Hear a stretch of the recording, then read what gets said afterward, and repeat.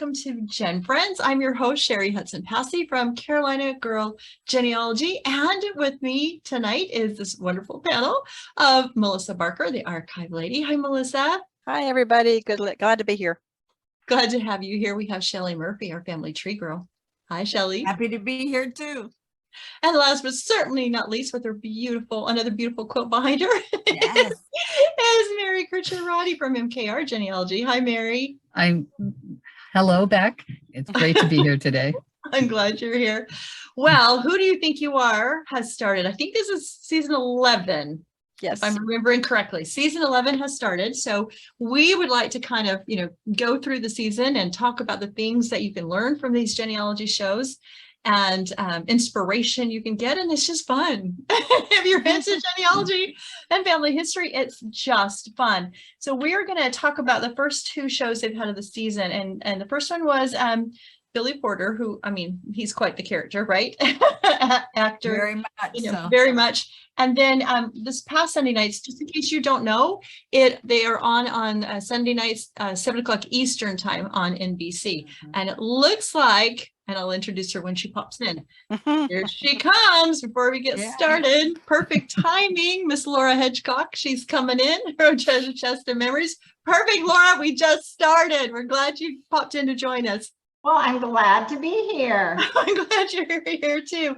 I was just saying that we are going to talk about this season 11 of Who Do You Think You Are, since it's back on, and we're so excited about that. And that it was Nick Offerman this last Sunday night, and it was Billy Porter the Sunday before. So we'll try to do like 2 shows at a time so that, just kind of learn talk about what we've learned and basic genealogy principles, which you can get from each of these shows. If you really pay attention to what's going on, you can really, really, really learn some things, how to do your own genealogy, and just learn some basic tips and tricks and how those genealogists are doing. But I do want to say, let's start with Billy Porter, only because Nika Smith, who we've had on as a guest. It was so fun to see her as the genealogist, and it just cracked me up when he walked in and he goes, "And you're black too."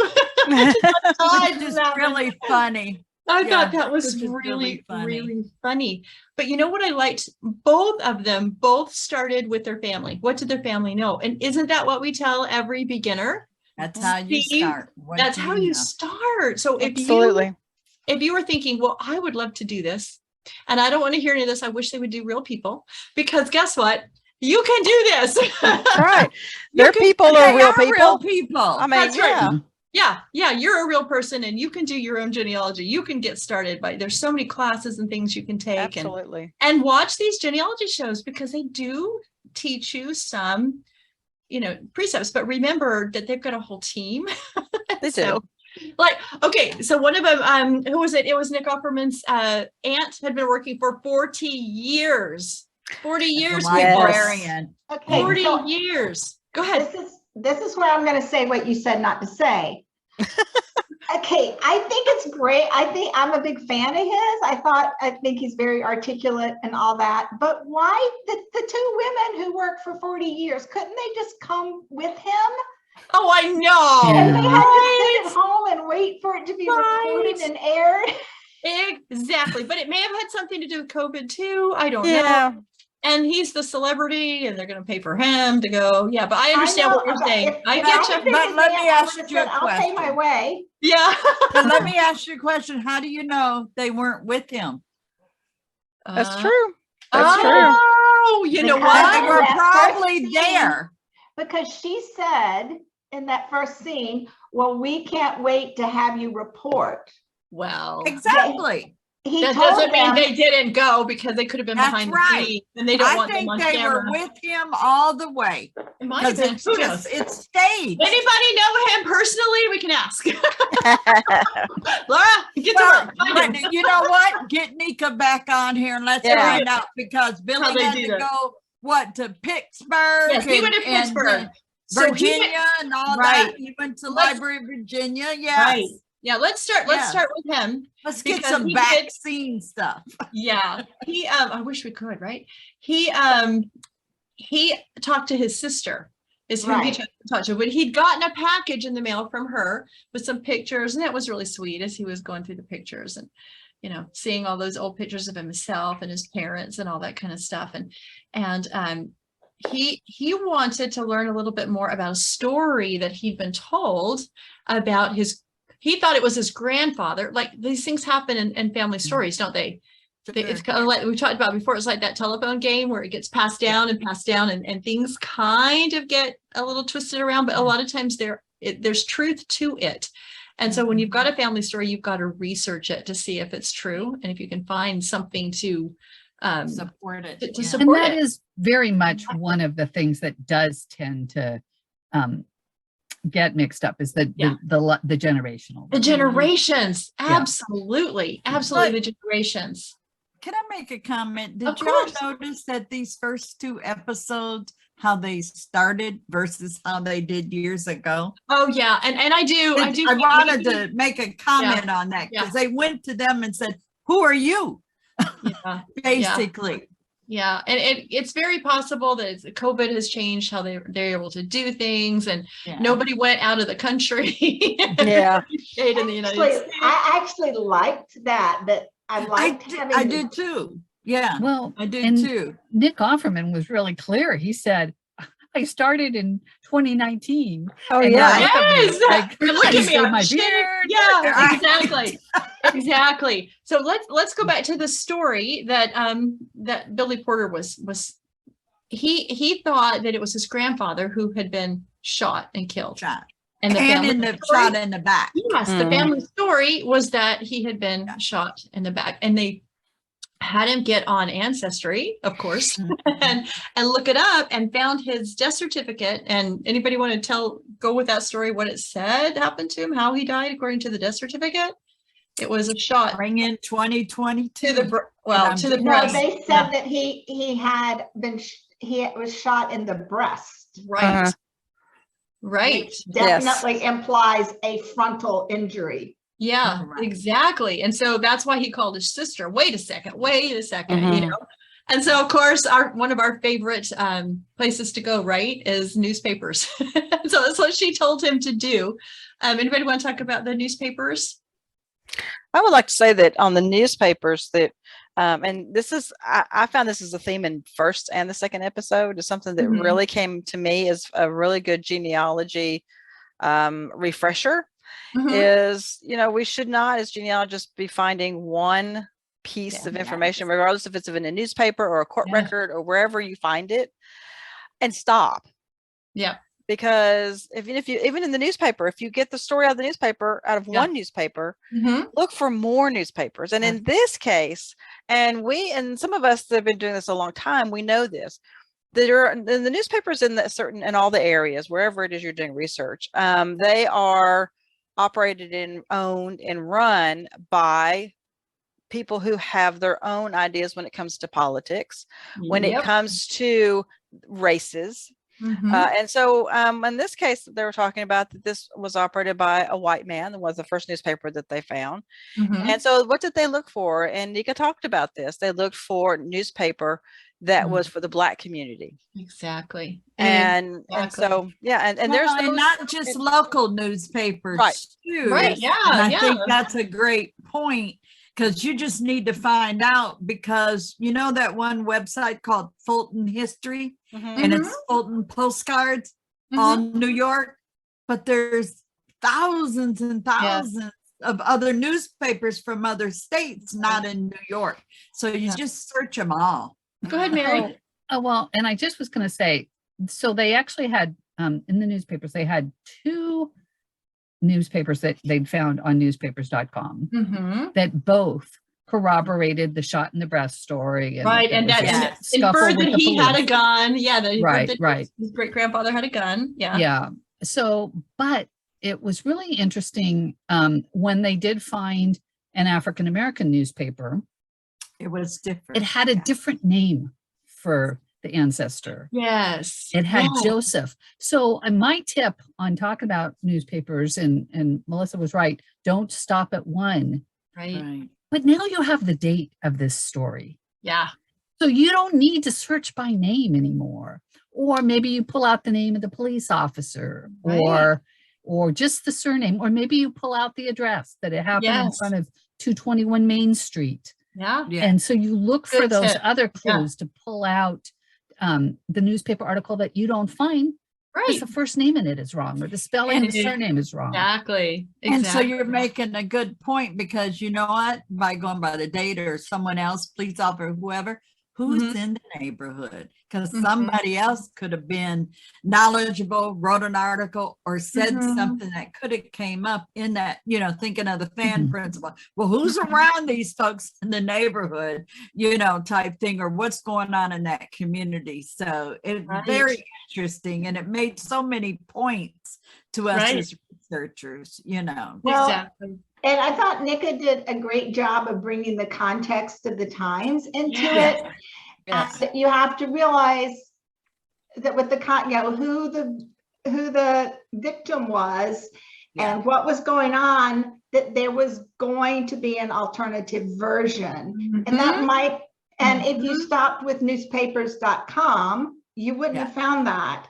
No. And I actually don't keep a subscription all the time to newspapers.com. So I kind of really respected that Ancestry made that very clear. Like, we have this is helpful, but there are other resources. Right. That but was good. I don't know. Yeah, I thought that was a super good tip too, to like, and look up the officer's name. And he had been involved in other shootings. Other and, stuff. But the other thing I thought was super poignant, and again, I give props for Ancestry for just putting it out there. Billy Porter, I almost cried, and I never do that with these things, but he basically said African-American history is devastating. Yes. And so they were really open about, it's not just DNA that you have to prepare yourself for any outcome. Anytime you start looking into your ancestors, and particularly your African-American ancestors, you might find out some painful truths. So And true. and I felt so bad for him, like looking at the stories, and you could see it through his whole body. 33 years old is what got me. Yes, he was The way 33. you could see his emotion. And so you could feel that, you know. Exactly. It was like 33 years old. That's a kid. Well, and I think Billy Porter related to that on a couple of levels, because at the very beginning, he said something about he's always been the person that was told they weren't good enough and they needed to be fixed. Yes. And so it is not just as an African-American, I think, as someone who was considered less than, he related. Exactly. You're absolutely right. Well, this was his paternal side. His maternal side is a great story too, but much more positive than the paternal side. So he I always have to, get my notes out, because you know me, I'll put the wrong story with the wrong person. But anyway, so what was really interesting with that is he found out that he actually had ancestors that were living in Ohio from the census record. Was it 1850 pre Civil War, who were free, free. And what I liked about that too was the fact that they didn't just say, look at the census record, look, they're free, and then just leave it at that. They explained it to him, and the fact that, oh, look at these children. These children were born in Virginia. So that's where we would go next. So that it's not, because I think too many people, especially when they're getting started, they look at a document for the things that they're looking for. They want names and they want dates, and then they just plow on, because they're not understanding that you've got to look at every piece of information in a document. And so that took them to Virginia. And the question was, what was going on in Virginia? And then why did they go to Ohio? Because, Ohio was a free state. And what were they doing in Virginia?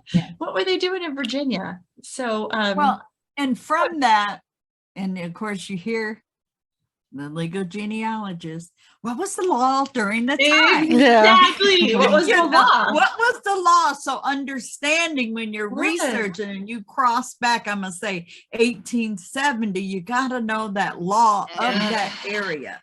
And that will help guide some of the research. And who does that law apply to? Yeah. Well, I found it very interesting, Shelley. I guess I either knew it but forgot that I knew it, but I learned something from that, because I love how they're talking about the laws, but the fact that there was a time period where it was an in thing to do to free your enslaved.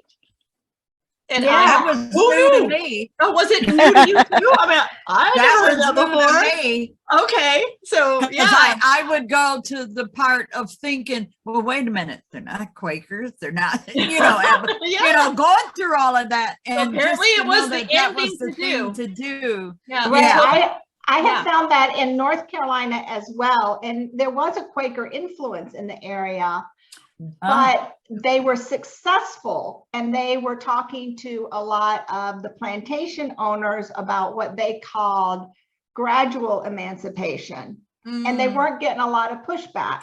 Yeah. And Right. but then again, when the rebellion happened in Haiti, it- that's what, yeah, and then laws started changing. right. So yeah.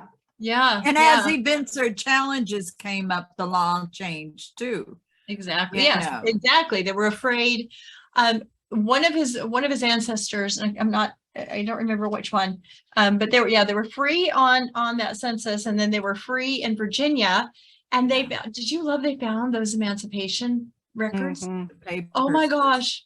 I thought that was the Yeah. coolest thing, because what happened, Yeah. as often happened, is they would buy their wives and their children and then Right. set them free, and that's what happened. But he was actually touching that document that Now that I remember had him? never seen before, the buying of family members. yeah, That- yeah. And I have heard people say there were Black slave owners, and I never had put it together that might be what they were.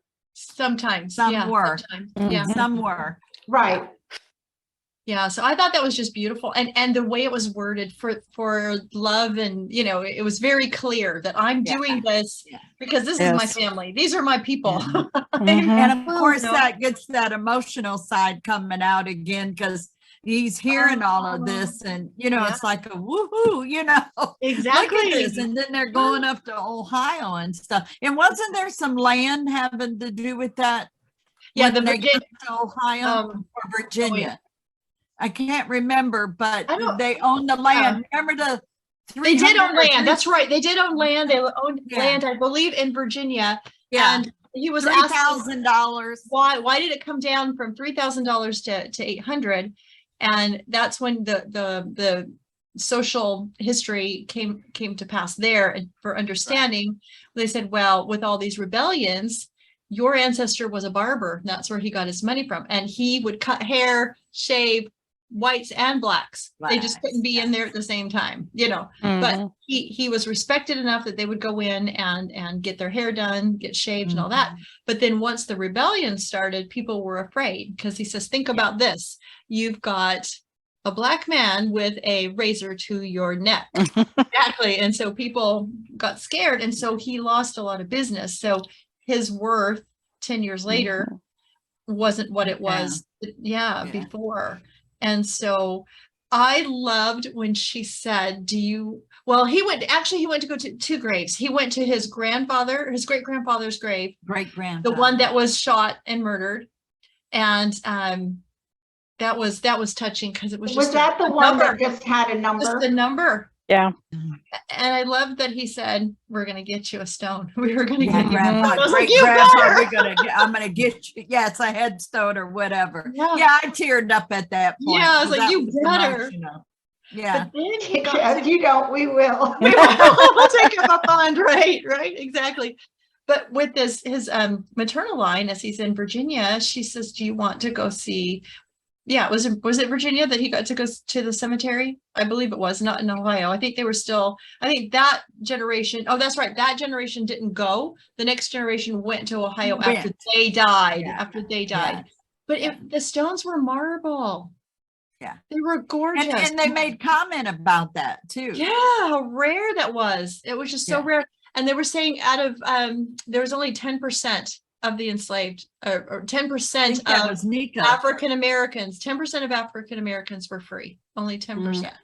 So he got in there with that 10%, which he was. Could you see him processing that? When it said it, and he said, trying to understand. And even back to the point where the husband buys the wife. Yeah. And the he children, wanted yeah. to understand that, and that was in Virginia, but he wanted to understand that and process.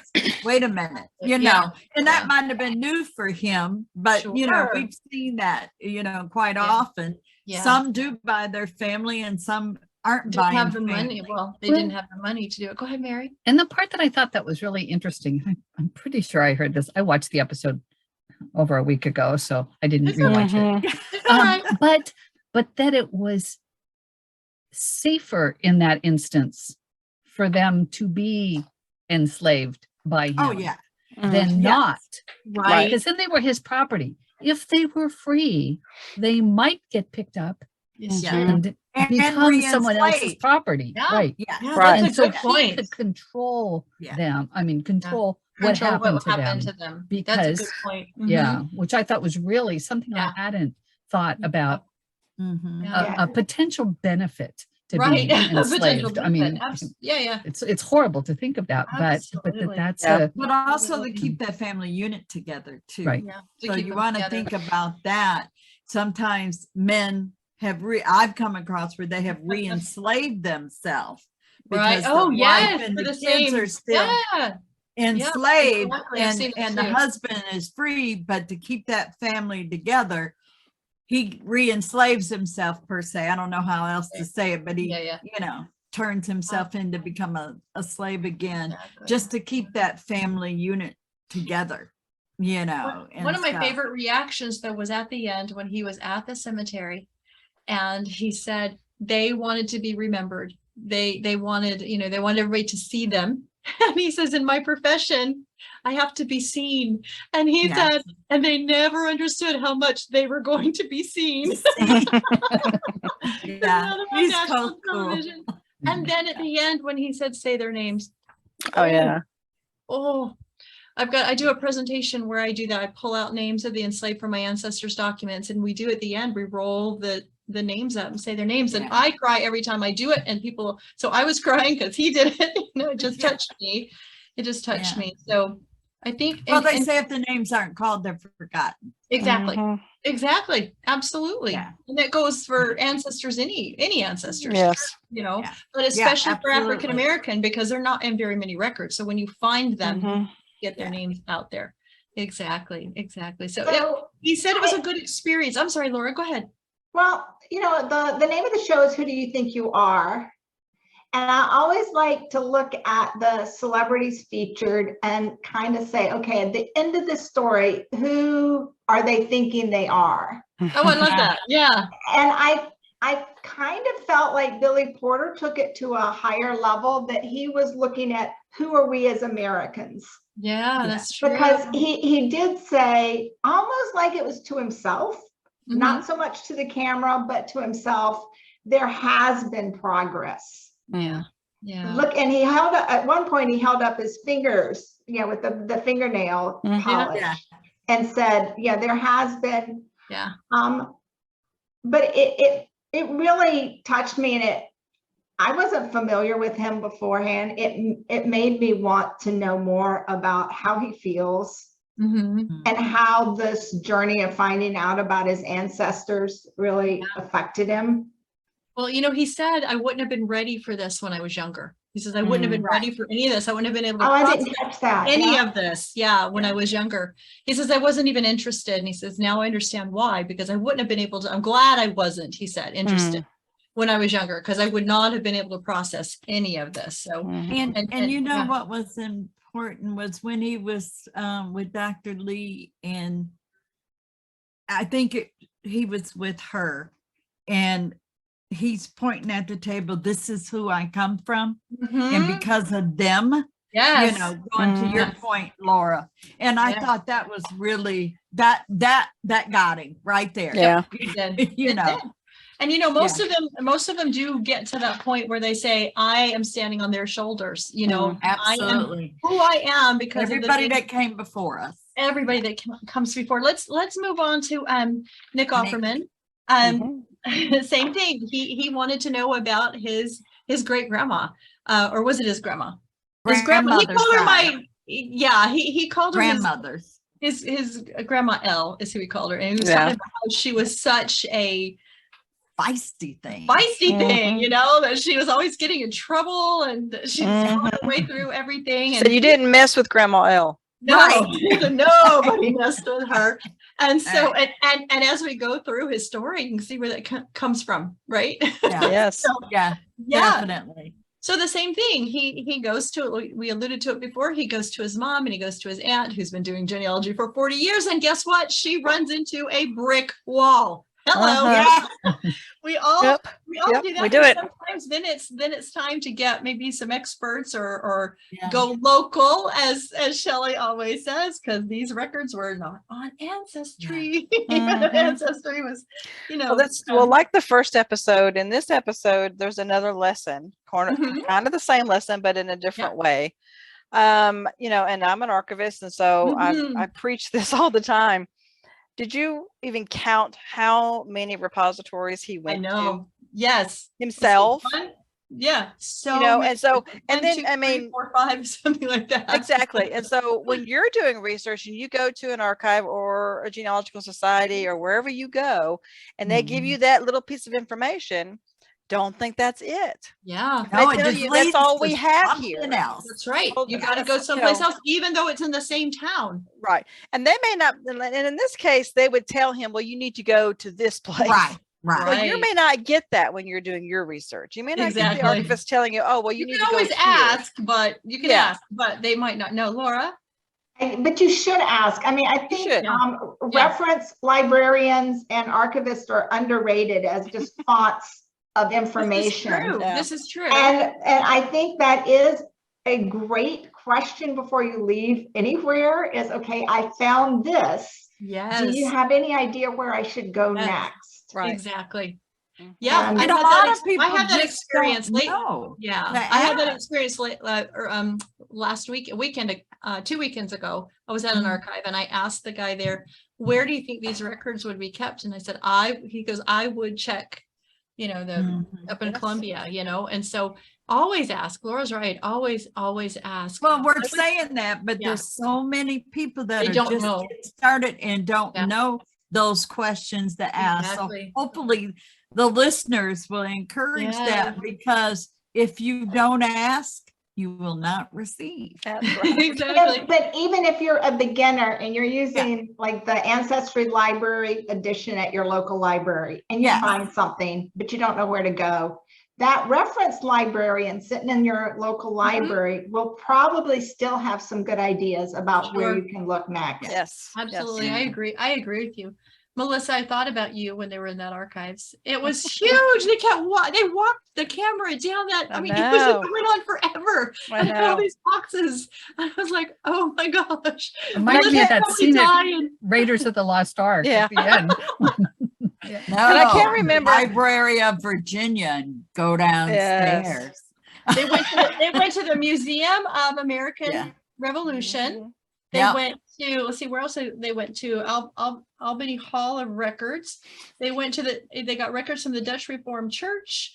They got records from, let's see. Because they were in Montgomery County, Herkimer County, the public library, the county archives, the state archives. that was the records. The records are there. We just have to go find them. And one of the things too, I can't remember which archive he was at, where he was looking at a personal papers. Yeah, someone who was very well known.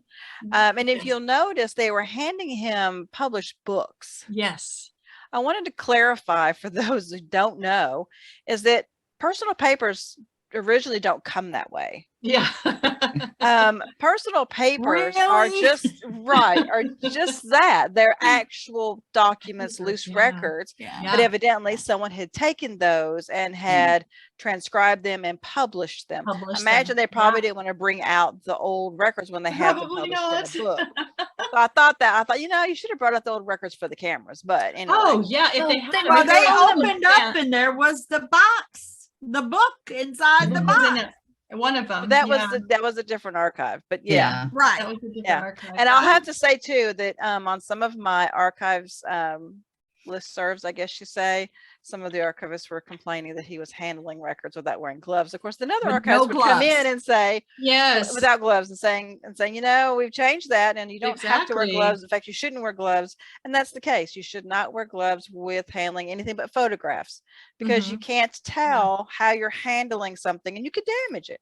But with photographs, always wear gloves with photographs. But the original records were fantastic, and like I said, I just cannot emphasize enough the fact that he had to go to so many different places to get the entire story.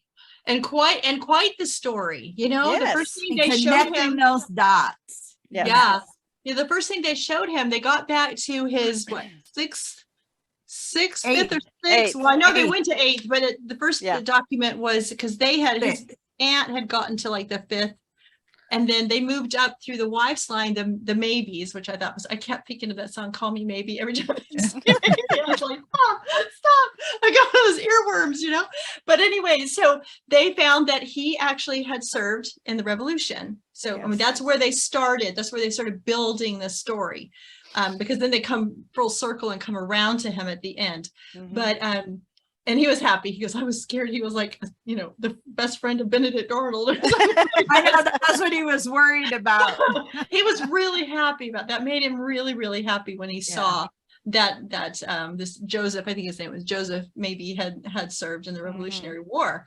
But then they went up all the way to his eighth Grandmother. 8 times great, which drives me crazy. Great grandparents. But anyway, and he found that, okay, they had a Bartholomew and the wife's name was Eve. This was during the time period where it was called New Holland. So the area around Albany, New York was actually owned by the Dutch, and then the English took over.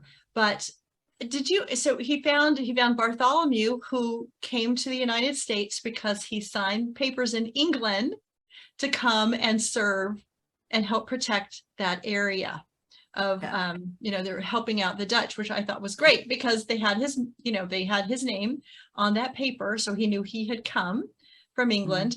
And then he saw that the wife Eve, she was from Schenectady, so she'd been there for a while, you know. But did you love the fact that they said that the Dutch women were educated? Yes. They could, She could read. Yeah, she could read. And he couldn't. And he couldn't, right? And she could own property. She could do anything a man could do except for vote. Vote, which I thought was so funny. And she could probably do some things a man couldn't do. Her story is, I would want to know more about her. There has got to be other, of course, I know it's only an hour show, but you know, more records and things on her because she was quite the character. She was. So they owned a tavern. And so he, you know, they were telling him she probably just ran the whole thing because her husband's off, you know, in the militia fighting and protecting the area. So she's probably she ran it. You know, she ran that place. And the thing of it is, for folks during that time, taverns are not a bar. Right. It's like a inn. It's like the post office is there. A little grocery store is in there. Plus you got rooms like, you know, an inn or a bed and breakfast type thing. And there's one here in Virginia that's still standing. Oh, really? And they haven't messed with. And it's really neat because you go to the window part where the post office was at. Then you see the shelves for the food stuff, and they keep it decorated that way. That's the way really it was. cool. So we got a really good history though of the Mohawk Indians. Yes, thank you. That's what I was going to say too. You do that. Go ahead, Melissa. Go ahead. Go ahead, Lord. No, I was just going to say that was very interesting to me. They were talking about the way, well, first of all, the fact that everybody was fighting over the Hudson Valley, because the fur there trade hadn't been very much Western expansion, so it was all about the Hudson Valley, which I hadn't really thought that out. But then they were talking about, and Melissa, correct me if I get any of this wrong, the fact that the land ownership or permission to use land, the way the Mohawks thought of this was, you have our their permission understanding. Say what? Their understanding. Their understanding was, you can use it if you have a good use for it. But if you're Right. not using it for something good, we want it back. Yeah. Right. Yeah. And the British thought in terms of deeds. Yes. Yeah. And I own it. I do what I want. Is that Exactly. right, Melissa? It is. But there was one reference that where it says that the Mohawk Indians allowed them to occupy land, and it says, I remember that said sold land, and I thought, I didn't know that the Indians actually sold any land, but evidently they did, because it was in those old records and it said both. Exactly. But yeah, and they didn't like what Eve Picard was doing with the land. Yeah. And it went on for years. But what was very interesting and very nice to see was that those that were in charge to do anything about it actually chose the side of the Mohawk Indians. Yeah, I thought that was great too. Mary, were you going to say something? And it was some of what Eve was doing with the land. Yes. But as much what she was doing on the land and the issues with the alcohol. And what that was doing to people. Right. Well, and they did say, and she just kept getting more and taking more and taking more. So not only was she serving alcohol to the Mohawk Indians, and they didn't like their effects on their people, and so they wanted that stopped, but they're like, she's taking all this land, she just I didn't understand that. How was she taking more and more acreage, or expanding how it sounded like. Yeah. Yep. That's what it sounded like. Maybe I can't help but thinking that she wasn't the only one serving alcohol. Well, that's true. It kind of sounded like that she was the only one serving alcohol to the Mohawk Indians. And plus, then of course, I'm like, well, you don't have to drink it. But, that's kind of what I thought. Not back then. I know. You're right. I mean, back then there weren't a lot of, that's your 21st century thinking. I know. Maybe there was only one tower. I mean, what it year could are have we been only talking one about? tavern in town. This was 16. Like 90 something. 90, that could have been the yeah. only tavern in town. And I did like how the historian kind of pointed out to him, it's the devastating effects of alcohol have been well documented and things like that. Right. That basically the Mohawk people were not just like, I don't like it. That they were really having a problem. They were a hard time with it. So they took which is a big issue right now with some native true. tribes in certain areas. Yep. So they took their complaint, and that's one of the group of paperwork that we saw was his personal papers. I'm trying to remember his name.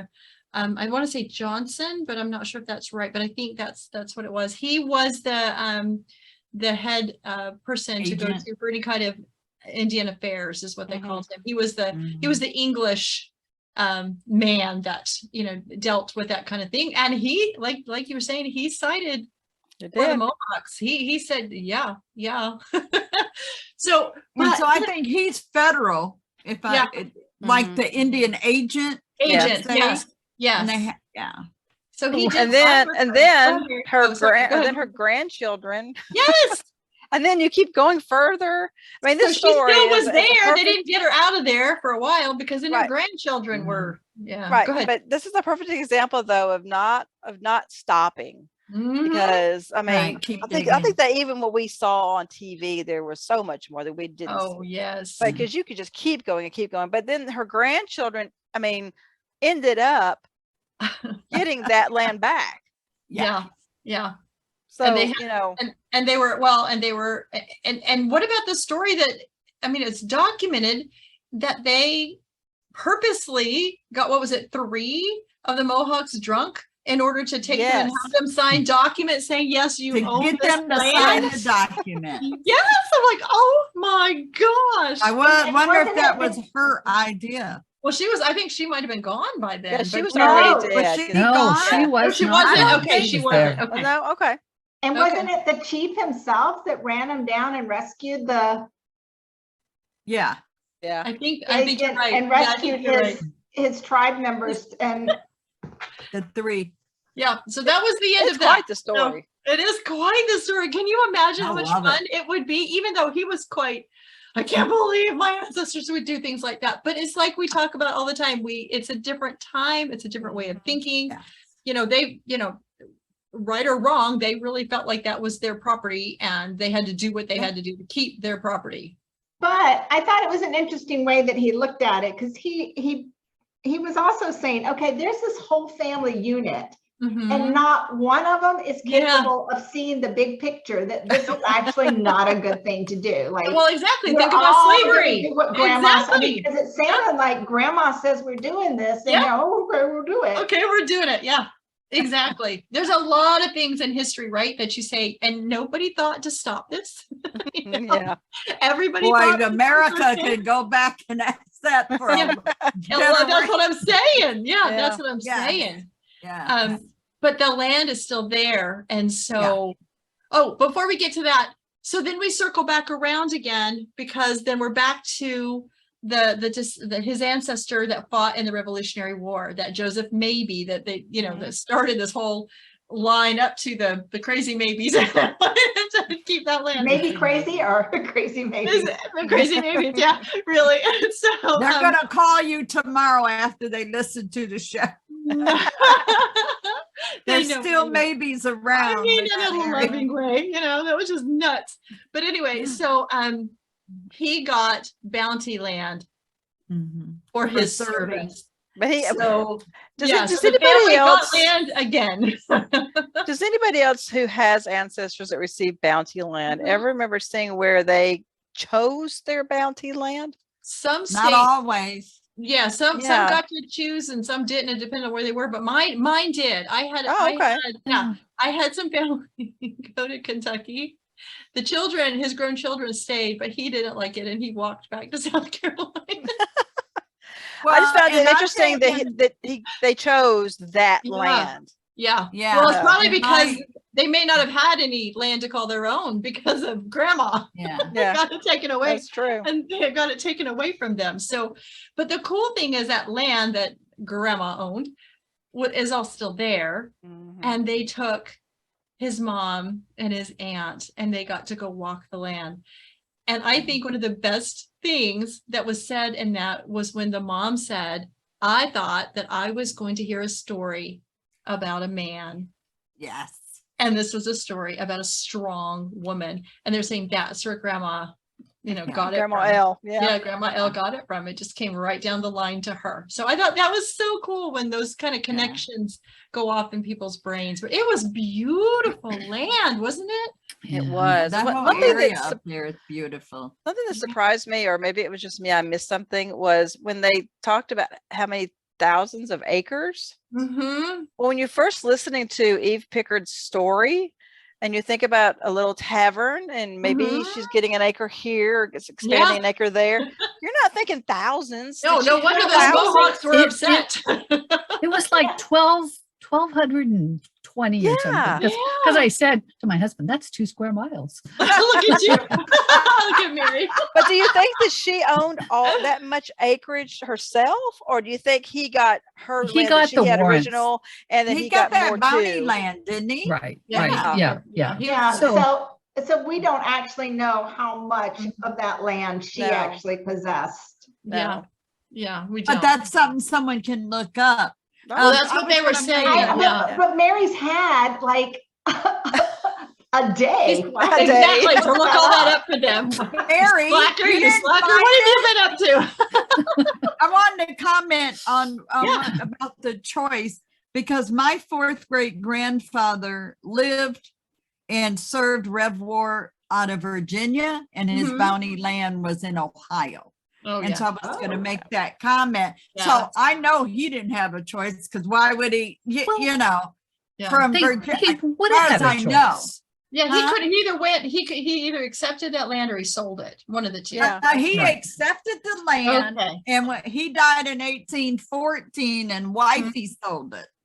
Well, you got warrants and you got to pick your land. Yeah, you got to. It wasn't that they said, here's your piece of land. Right. Correct. You could take your warrant and then figure out which land you wanted and go to the land office and turn in your warrants and say, this is the part I want. So you still chose your land. You didn't have unlimited opportunity to pick anything you wanted. Ohio. So that's the aspect, Mary, that I guess I didn't quite grasp or haven't grasped, is that they could choose their, I thought when they were handing out land, like, okay, you get this section, you get this section, you get this section. No, So no. that was No. new for me, which is I'm always Yeah. glad to learn something Yeah. new. They didn't have a choice on which state they were going to for most places, but they could choose within that, because each of the states had a Oh. section that they had, and that was their bounty land properties. And then this was this Right. state's bounty So land. we have bounty properties. land in Tennessee from, Right. yeah. And so, Yep. Yeah. So So, go ahead, Laura. that makes it seems like it should be opposite, that like they could at least choose to stay in a state and maybe not be able to choose the particular They parcel. wanted to. That's why they would sell the expand. warrants. I don't want to Yes. move. Yes. So I'm going to stay here, but I'm going to get Yeah. some cash I'll get some cash from somebody else who's going to use And I those can warrants. sell, yeah. And they were trying to expand. They were trying to expand too, because if they could get people to move out, they felt like it was protecting them against the Native Americans and all that kind of stuff. But if we can keep our the country to the white men and keep expanding, that gives us a buffer in Virginia from them coming to us. Oh, okay. So that's Yeah. why there was a method to their. There's a method to their madness. Like when my Germans came in through Charleston, they got land, and for that reason, they were trying to expand just west of Columbia, because they wanted settlers in there that would protect Columbia from the Native Americans, and so that gave them a buffer. So that's why they wanted their lands to be populated, and that's how they did it. Okay, I ahead. just read. Go Oh, ahead, Mary. Go ahead, Mary. Go ahead, Mary. Well, I was going to talk about something different about Go the right ahead. Indian agents. I don't know if Yes. anybody watches Yeah, yeah. Outlander, but there was a whole plot Oh. point in the most recent season about the Indian agent The and- land and the and Indian. what they were because doing. Right. Jamie was the Indian agent for him a little bit. He didn't really want to do it, but then he Didn't decided wanna he do it. needed to do it. Yeah. So for more on the genealogy, go watch Outlander. Shelley. Well, actually, Yeah. if you watch Outlander, you're walking through history That's true. from Scott- 1740s per Yeah. se up Yeah. to World War II and beyond, because the historical facts are in there, Yeah. if you're aware of Scotland, England, and all of that stuff. Yeah. So, yeah. Yeah.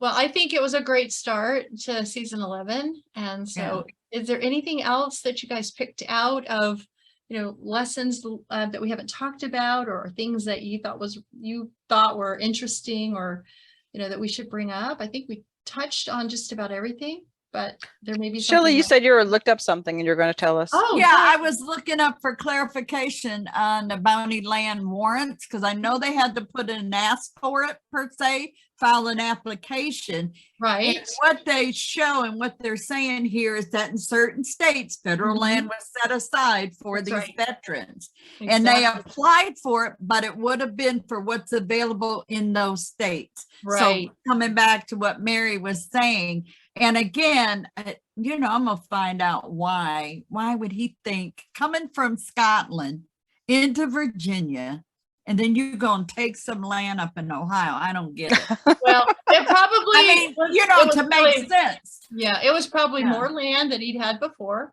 and it would be his own land, because He we had don't thousands of know. acres here. Because no, because it was taken away. Remember, the Mohawks took it away, and they No, weren't I'm sure. talking about in Virginia. He was Oh, oh. greedy land, very greedy. Well, they were saying that they don't know what happened to that land. They haven't Yeah, figured up out. there, yeah. between the ruling, between when they decided that they were going to try to get the guys drunk and get it, they got in big trouble for that, and it was like, you're out of here. So they're not quite sure what happened with that land between then and then the Joseph and the bounty land. So, And I will say Sure. that if any researchers are listening to this and you have ancestors in that area at that time frame, I wish I could remember the name of the guy's papers, but you need to I go know. see these papers. These are the types of records that Johnson papers at the public Johnson library. At the public library. where a public library, Um, Albany. yes. Yeah. And Which library? it just said the public library. That's all they said. I think it was But the what you could Albany do- Public Library. I What think you- it was what too. What you could do if you're interested and want to go look at them is watch the show again. And at the very end, they tell you everywhere they've been. Now I wonder if those are on, because I saw the published books, and those books looked a little old, like from the 70s maybe. And I wonder if maybe they're been digitized or if they've been reproduced online somewhere. Well, that's a yeah. But my point is if you're a researcher and this time frame, which was, what would you say, 1690s, something like that, early 17, or was it later? Was it later when that happened? I can't remember. It was in the 1750s. Because Bert Yeah. died in 1742. Okay. Yeah. And then these papers could be very valuable is what I'm trying to say, because this particular incident was in those, and I looked on that desk and there was probably 4 to 6 volumes sitting there. And your ancestor could be in those papers. Exactly. There were a lot of names. Mine are there. Yeah, there were a lot of Herkimer, names. They're in Montgomery, and they're Albany, and they're Rensselaer. They're all there during that time. So a great resource to check out if you haven't checked it out. Exactly. Thank you. They have awesome historical societies up there. Yeah. And I'm thinking of Herkimer. Oh my. Lots of stuff. Anybody else got anything they want to add before we say goodbye? Great shows. I'm looking forward to more. Yeah, 2 great shows. Good start for the season. Lots of stuff to learn, whether you've been, doing genealogy forever, it seems like some of us have, or whether you're just jumping into it and are starting to get interested because you're watching these shows. There's so much if you really pay attention. But remember, it took them a long time to get research and a lot of genealogists, a lot of hours. Remember, there's no magic in genealogy. There's no magic except for when you accidentally run across a couple of papers like I did in that big box in the archives. That was an accidental find. So that was just one of those things. So anyway, we will continue talking about the shows and I hope all the rest of them are just as good. I'm sure they will be. And so watch these genealogy TV shows and learn from them. They're great entertainment and then get you spurred on, but you can learn so many tips and tricks and just ideas can pop into your head. Oh, I haven't tried that, so I will try that. So anyway, thank you so much, everybody. And we'll see you next time on GenFriends. Bye. Bye.